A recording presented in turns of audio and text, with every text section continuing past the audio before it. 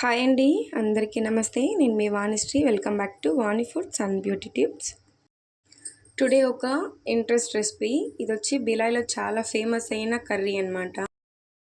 దీని పేరు లౌకికే సబ్జీ అంటారు దీన్ని.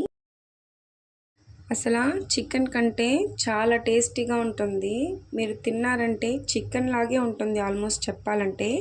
సో ప్రాసెస్లోకి అయితే వెళ్ళిపోదాము. సొరకాయ ఇలా తురిమి పెట్టుకోవాలి.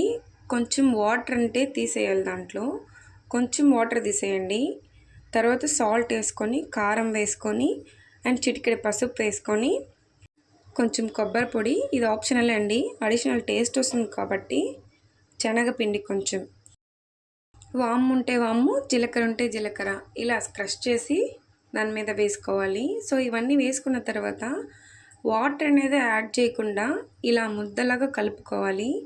కలిపేసుకున్న తర్వాత ఇలా చిన్న చిన్న రౌండ్ బాల్స్ లాగా చేసుకుంటూ ఆయిల్ హీట్ చేసుకున్న తర్వాత డీప్ ఫ్రై చేసుకోవాలి. ఈ 1 by 1గా డీప్ ఫ్రై చేసుకుంటూ ఇలా ఫ్రై చేసుకోవాలి. పైన క్రిస్పీగా లోన సాఫ్ట్గా ఉంటుందండి ఇది. అలాగే తింటుంటేనే చాలా బాగుంటుంది.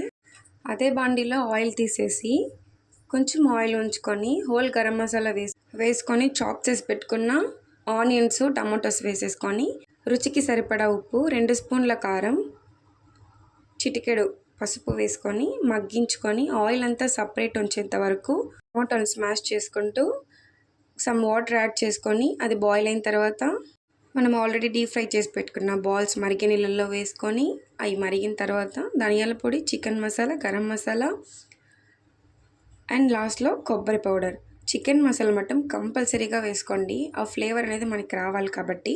సో ఫైనల్గా అయితే కర్రీ రెడీ అయిపోయింది. Thank you for watching. Subscribe చేసుకోండి.